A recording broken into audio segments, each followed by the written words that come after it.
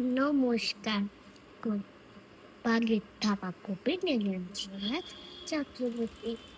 রামু বলল, ওরে বাবা, দেখে এলাম বাঘের। শ্যামু বলল, কোন কানে রে? রামু বলল, হাত পাতে রে। ট্রেন থেকে খানিক দূরে পড়েছিল সে মানিকপুরে। যেমন হা তেমনি থাবা।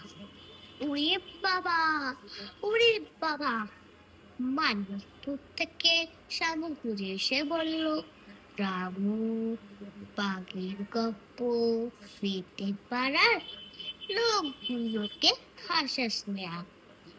বাঘ ভেবেছিস তুই তাকে? সে গেছে কালকে ব্রহ্মদেশে। মাথায় যে সোলার টুপি, প্যাকড়া বাসে বড় টাটা। নমস্কার।